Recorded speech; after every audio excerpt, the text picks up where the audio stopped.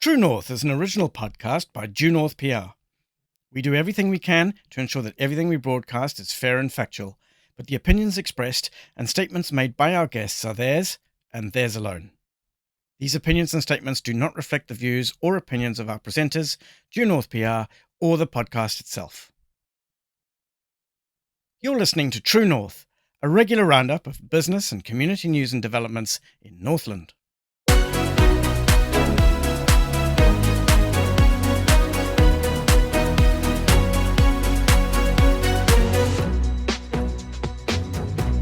Hello and welcome to True North. Thank you for taking the time to listen. It's Wednesday, the 30th of April.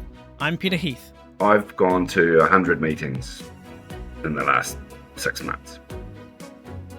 Of those 100 meetings, there are probably 80% of them are the same topics. So we should take this moment in time, the people are there, but we can't burden them with bureaucratic inefficiency that makes you go, why am I here? I've given you all my IP, I've given you all my want and desire, I'm here. And you've asked me 50 things in 100 meetings and there's no outcomes. I speak with Northland tourism champion Riki Kinnaird about what the sector needs to do to get its mojo back. We're at risk of talking and planning ourselves to death, he says. First though, a look at what's happening in business and community news across our region.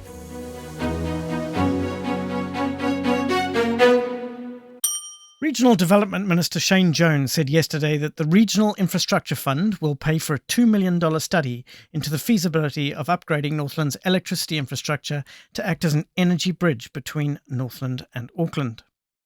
This announcement will have been met with deep joy by North Power and Top Energy, both of which have been lobbying for this development for many months. It also formed part of Northland's regional deal application, which we covered in episode 2. Speaking at Top Energy's geothermal electricity plant at Nafa, Minister Jones said Northland was becoming a renewable energy hotspot, with projects including a 64-hectare solar farm near Kaitaia and the country's first energy storage site being built by Meridian Energy at Ruakaka. At present, Northland does not have the line's capacity to enable the full potential of renewable electricity generation in the region and to facilitate the export of this electricity down to Auckland. Minister Jones said an energy bridge could potentially unlock $1 billion of private investment in new renewable energy projects in Northland. If the energy bridge turned out to be feasible, Northland could become a significant energy exporter, helping to power Auckland less expensively and more efficiently than from the South Island. It would also reinforce significantly Northland's energy independence and resilience. Speaking of, the application period for the first round of grants from the Tai Tokoro Impact Fund, set up by Transpower in association with Northland Inc., North Chamber and the Whāriki Maori Business Network following the hugely disruptive pylon collapse in June last year, has closed. Grants between $5,000 and $20,000 are available to small businesses, business associations and community groups who are working on initiatives that create wide-ranging benefits for Northland.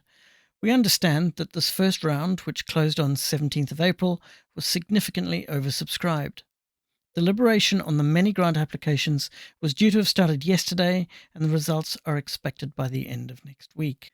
We were keen to know what the total value was of all the applications, and whether the many applications that were unsuccessful this time around would be eligible for resubmission in the 3 further funding rounds scheduled for this year.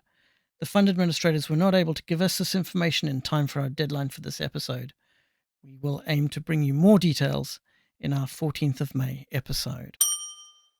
Northland iwi are on course to take an ownership stake of the region's deepwater port for the first time. Tuputono, the Ngāpuhi Investment Fund, is slated to acquire 7% of Northport owner Marsden Maritime Holdings if a proposed restructure and delisting of the NZX-listed company is given a green light by shareholders next month. In February, Northland Regional Council, Port of Tauranga and Tuputono agreed conditionally to buy out minority shareholders in Marsden Maritime Holdings, including Port of Auckland. This would give Northland Regional Council a 43% stake in the restructured Marsden Maritime Holdings, Port of Tauranga 50% and Tuputono a 7% holding. The move would simplify Northport's ownership structure by creating a single owner in the form of Marsden Maritime Holdings. The port is currently owned jointly by both Marsden Maritime Holdings and Port of Tauranga. Northland Regional Council has already approved the restructure and delisting following public consultation earlier this month. Councillors unanimously voted to accept the change at a meeting on Tuesday last week.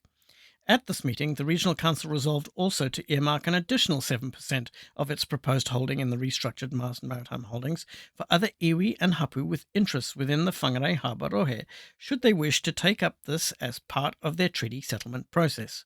This would effectively reduce the Council's shareholding to 36% and bring iwi and hapu holdings to 14%. Under the terms of the deal, Northland Regional Council and Port of Tauranga would have equal decision and voting rights in the restructured Marsden Maritime Holdings, even if Council's shareholding does reduce further as a result of that expanded tangata whenua ownership. Tourism and hospitality operators in the Bay of Islands are generally pleased with the way the second half of their business year has panned out, and the atrocious weather over the back-to-back Easter and Anzac Day long weekends didn't really do anything to take the shine off the overall situation, according to industry representatives. Leslie Lucas, Chair of Business Bay of Islands, said accommodation and activity operators were describing the 2024-2025 season as steady, with a significant increase in international visitors and spend. But domestic tourism numbers and spend were still comparatively weak. Overall, the future view of next year for Bay of Islands tourism was generally positive. Ms. Lucas agreed with Duke of Marlborough co-owner Anton Haag, who described it as a year of two parts, with last year's winter season right up there as one of the worst he's experienced outside of the COVID lockdowns. Interest rates, cost of living and general economic conditions meant that people weren't spending, and tourist traffic to the Bay of Islands took a real hit. However, the green shoots of recovery started showing from October onwards, resulting in very strong numbers over the December school holidays and into the first quarter of this year. Mr. Haag described the summer season as the second best he's experienced. He said the number of European visitors has rebounded strongly, and he's never heard as many American accents. The rubbish weather over the Easter and Anzac Day long weekends had impacted activity-based operators, but hadn't hit accommodation and hospitality quite so profoundly, as weather forecasts for the period had been reasonably upbeat. This, along with booking cancellation policies, meant that people still travelled north. The sector will now head into its regular low-season repair, maintenance and training window, ready for the 2025-2026 summer season. Both Ms. Lucas and Mr. Haag expect this to be another good one, thanks to lowering interest rates and a more optimistic domestic economic picture.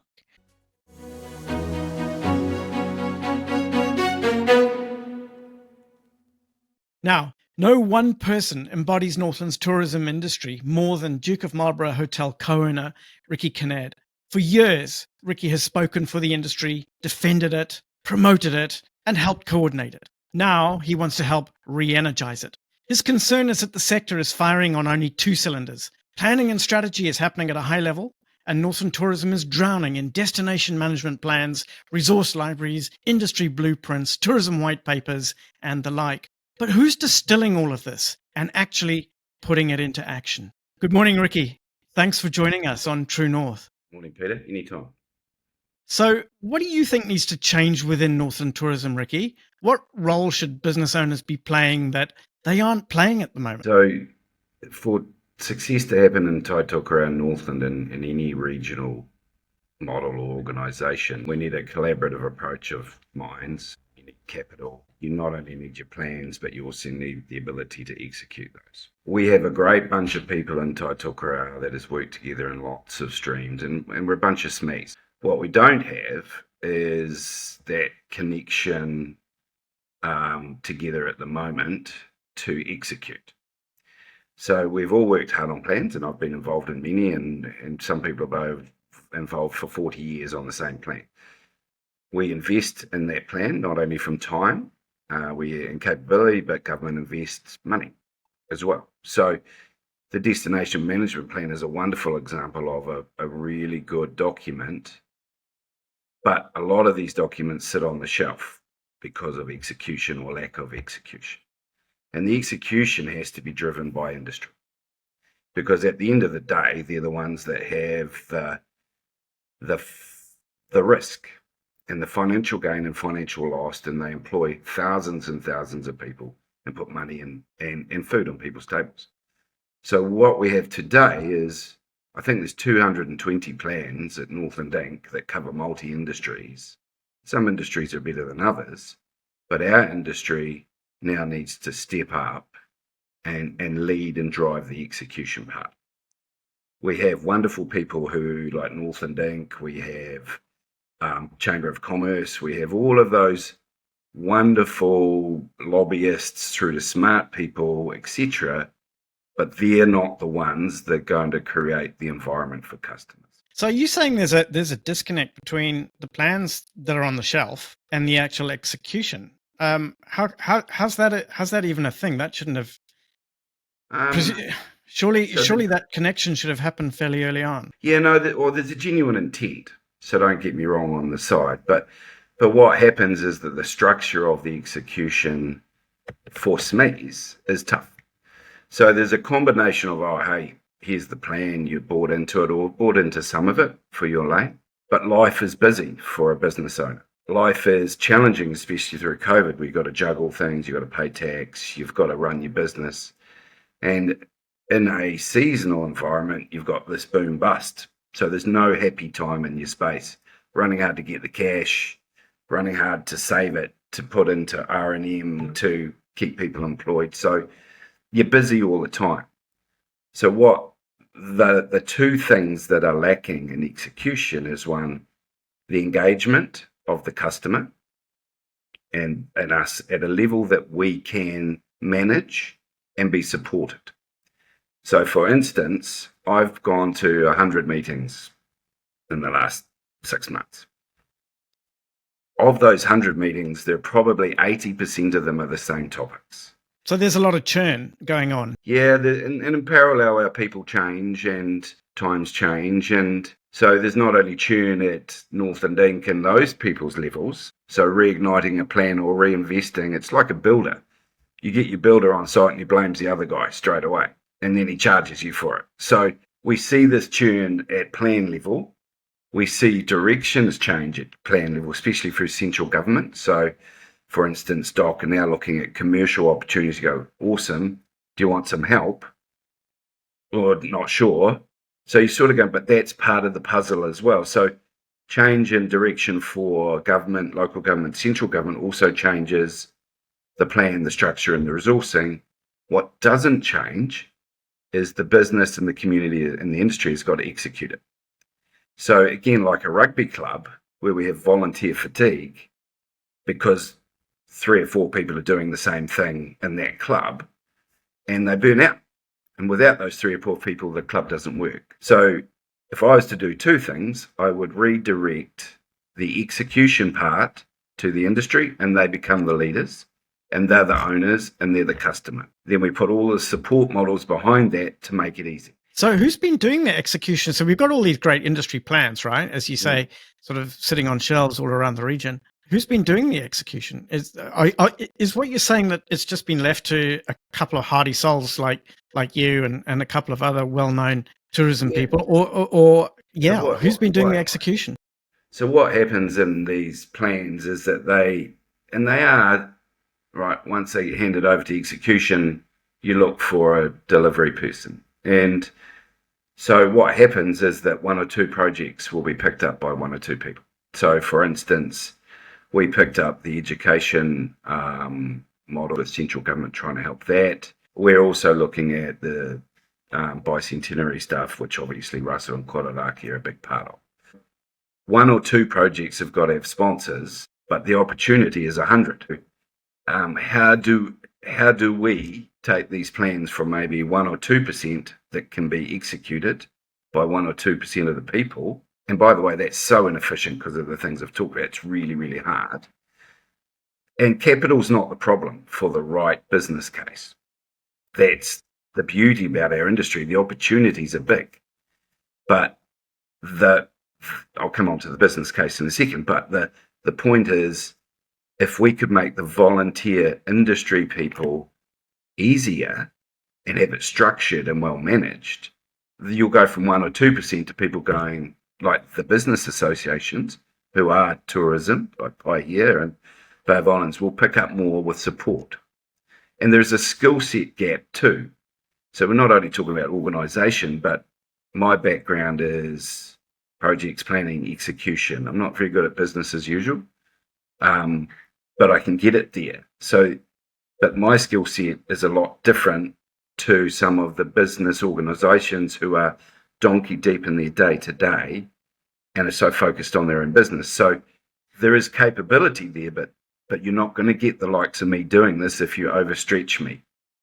So are you calling for greater involvement in the execution from the private sector, from SMEs? Are you calling for business owners, Northland tourism business owners, to step out of their businesses a little bit more, put their hands up and say, yeah, I'm going to help execute some of the plans? Yeah, I am, but I wouldn't ask them that unless the structure was right to reduce the inefficient behaviour and have it successful. And who needs to sort that structure out? Is it Northland Inc.? We just all need to get into a room and just go, and we, by meaning the royal industry, so the chamber, the business associations, and people like me, look at these plans and go, how are we going to execute? And then from that lens, then we take and marry up all of the other support functions. Is there a role for people like Northland Inc. to coordinate that? Yeah. So Northland Inc. are constrained in resourcing as well. So they get paid for things along the way. But if I was talking to them, and I've talked to Paul on it, said, look, 220 plans are being subsidised and paid for by government. There's a project management role in each of those. If we centralised that and beefed it up to include execution, you wouldn't need more money. You just need to smartly direct it. Yeah. So what I'm hearing you say is that the Northern tourism industry really to achieve more and to achieve better doesn't necessarily need more money. It needs better coordination about who is going to do the executing of the various plans that have been developed by the smart people in the offices in Whangarei. Yeah. So engage the talent, redirect the ownership to the execution part to industry, support and redirect resources to execution, and do it smartly. Like in normal corporates, you have a project office that would have 100 plans on the board and how to link it all and how to save time in meetings and how to get outcomes. That's not there. Yeah. But the money is there. Yeah. So you sort of go, we just got to be smarter and structure this thing better. And then when we get to the execution part that say you need capital or you need whatever, the outcome is also a business case that's properly worked through with people like me who can pitch to have PPPs or central government. So there's an element of trust there. I think after COVID, people have gone in their own directions again, where we had trust and working together in a common good. So there's got to be a lot of work to do on leadership. And we have leaders. But say, for instance, the Waitangi Treaty Grounds, when they're doing new products to try and reduce their overhead burden of repairs and maintenance, and one of them's a wedding, you go, guys, you're not set up for that. You need to work with accommodation providers and so forth. So let's all get back to first principles, and the landscape of offerings there, if we've got our pieces of the puzzle, and if we all join up, 1 and 1 will make 50. At the moment, if you don't join up, 1 and 1 will equal 1. Yeah. So we have a leadership vacuum after COVID that has sort of gone its own way because of, actually, I need to fix my own business. We need to bring that back together. And that's simple, getting in a room in a safe place. So leadership, capability, support structure for exit, customer is now and owner is now industry.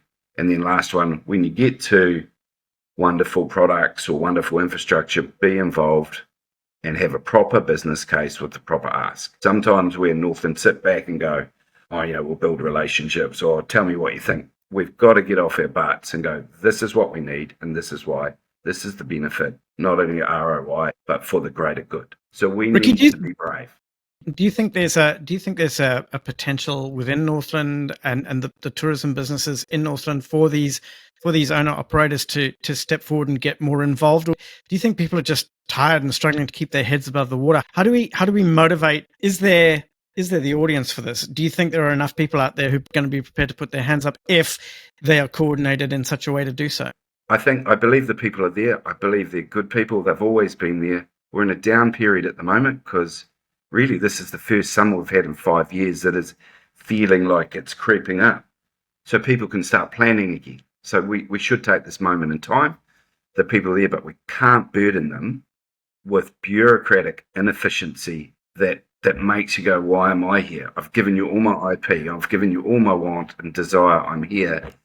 and you've asked me 50 things in 100 meetings, and there's no outcomes. I'd just be better sticking with my own lane.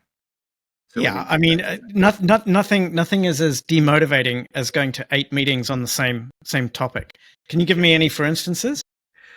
yeah, or I guess the DMP plan is one of them. So we've got a good group of Destination people. management plan. Yeah. And so there's probably 5 big projects in there, and there's sub projects. And who's working on them and driving them? Well, actually, Dame Jenny and I are working on the Russell version of a smaller destination plan. Why? Because that's our space. We know the people in there, and we've linked that with Jane Hindle's Placemaker project at the same time. So it's smart to bring it all together. There's 300 or 400 people in the rooms at these meetings. So you sort of go, and we've structured it not to burden, and the comms that go with it. And you'll know that Peter had the meeting. Here's the minutes. Here's the next steps. Follow them. Outcomes. And people are going, okay, I feel good. But when you go to some of the other meetings, we just talk about the concept all the time. And you just go, oh, you need the execution. Where's this? Where's that? So you just get over it. So you work out what you can achieve. So what I'm saying is that people will engage on those projects given the right structure and the right way of working. And those little milestones that keep you engaged need to be hit. Yeah. So how do we coordinate? So we've got a region that's rich in tourism product. How do we make sure that we're not repeating topics, repeating meeting agendas, different groups and different people? Somebody needs to have some sort of oversight about what's going on, and to basically say, hey guys, you don't need to have this meeting because you've got that meeting or this next one happening around the corner. That's the Principles 101. You need a project management office that can coordinate not only the to-do lists and the 200 odd plans, but the comms and the way of working. Does that sit with Northland Inc., do you think? Yeah, should do. They're not geared up for it, but as I said, you can take away the money of the build to put some into execution. And let's face it, we're all here about execution and the outcome of those plans because they're good. What's the catalyst here that's kind of sort of made you want to come up and talk about this now? Presumably this has always been an issue. Yeah, no, I think we've learned over time. We had the Bay of Islands Marketing Group, which was set up to drive tourism numbers and visitor night stays from Aucklanders as our primary customer to Northland. We recognised as an industry that we've lost our voice, and it's so competitive. So people were looking at going to Coromandel or Queenstown or whatever. 25, 30 years ago, we were unsolicited second as a choice of domestic people to go and visit. We weren't even the top 10 12, 13 years ago. So we'd lost our voice. We hadn't lost our assets. We hadn't lost our wonderful charm and our stories. We had lost our voice. There's about 12 businesses got together and funded probably over 8-9 years, $2 million to promote the region to Aucklanders. And within 12 months, we were second back on unsolicited recognition. And our domestic visitors grew by pretty much 9%. And that leadership group then got involved in other stuff, like supporting businesses, projects, lobbying, through to focusing on capital plans for other people. So we've done it before with a good group of leaders that put their hand up and put money up and didn't go for we want, you need to pay. No, we're not a victim. We're stepping up. We're going for a bit like the Northland, the corporate group that are helping with with the motorway. So I'd say we were first, and they've taken our model. But that's a good thing. So that has proven that we can do it because it's low-hanging fruit with leadership. What's happened over COVID started off well, but everyone's dropped back in their lane, and those churn of leaders have gone, and there's less money around. So the answer to this is get back in a room, and everyone is talking about it again.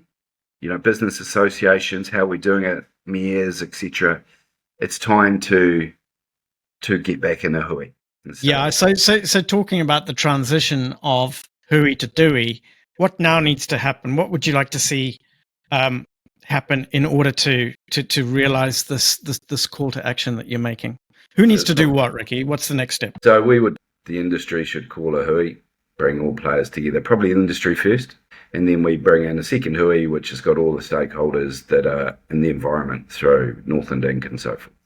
That would be part 1 and 2. Sit down, don't talk about problems, issues, they're all well known. Talk about execution and how we would structure that and how we would run it and what the ideal model, which is probably what we've been talking about here.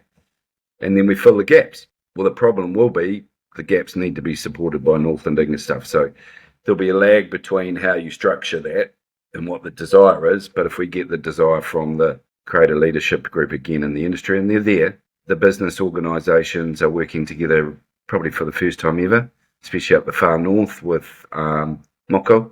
That's really encouraging, but the strategic skill set needs to be added for this particular one in execution. So I think we've got the building blocks of getting together. Now it's just a call for action, and we need to do that basically April, because your season's coming to the end and everyone's got the call to action can't be, which is what happens with Northland Inc. Give us your feedback on the 31st of December. We're in a fight at 31st of December. We've got customers. We can't. It's almost, I wouldn't say it, but it's like you're fake going for that community engagement model, because you're never going to get any community engagement because so we need the timing aligned with when the industry has the power and the energy, and actually winter's the right place because you're prepping for seasons. So our call to action would be, Leslie at Business Pie here, new chair lady's doing an awesome thing. Shall we get together? Can you call it? We'll do it at the Duke in a safe place or wherever. Even the treaty grounds is wonderful. And just talk about the problems of execution, how we would structure it. And this would involve leaders of tourism companies, travel and tourism and hospo companies right across the region, right? This is not just a mid-north or Bay of Islands thing that you're talking about. This is and you'd invite the chamber as well, because they represent a massive amount of industries. But our industry is it's so hard to measure because it's connected to every industry. So, for instance, the Duke will spend $1 million a year on R&M. So that's all of the electricity builders, etc. They're part of that ecosystem. So if we bring, and Tim and the guys want to bring the chamber in, their industry. They're just a macro industry. So, and it's different industries, a different part of Taitokerau, as you say. So it's all of Taitokerau, and it's strategic partners like the chamber who can represent 3,500 people. And we sort of bring those together and then present a sort of coordinated, cohesive plan from industry to people like Northland Inc. In terms of this is the DEWI side of the hui. What are we gonna do about sort of integrating the DEWI with the planning? And so that's your suggestion there, right? It is, and when you talk to Grant McCallum and all the MPs, they're going, well, you guys are the people who can execute. So there's almost that default flick over the fence anyway, but it's not structured in a way to make it work today. Yeah. Well, Riki, listen, from your lips to God's ear, I really hope it happens. All the very, very best. Thanks for coming on True North. Thanks for being game enough to be one of our first guests. Always good to chat to you. Good to see you. And listen, all the very, very best with what's coming on down the pike for you and yours. And take care. My pleasure, Peter. And when you're looking at your skill set in comms, and we did through the vaccination and community engagement, that's a big, we've got the right people up here to connect. We've got the right skills. It's just got to be run on a proper project. And the likes of you might not think of yourself as tourism, but community engagement and macro marketing is all about comms. So, we get to the how do we work, but we've got wonderful people here to just fill the gaps. So good stuff. Excellent. Well, thanks, Riki. Take care, mate. Cheers. And that's all for today's program. Many thanks to Duke of Marlborough co-owner Riki Kinnaird.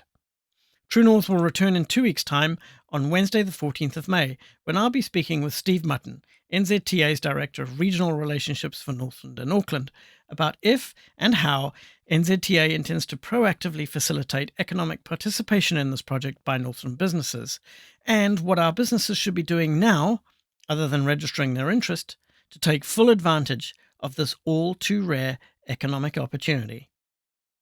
I'm Peter Heath. Thank you for listening.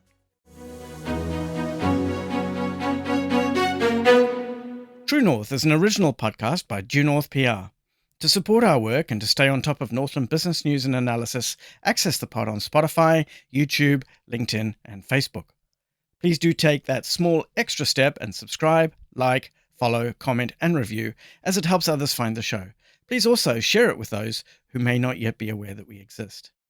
As the New Zealand media landscape continues to change, we rely on your support to continue doing what we do.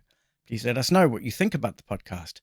Ask questions or make suggestions about topics and people we should feature by emailing us at truenorth@duenorthpr.co.nz. We do read every message.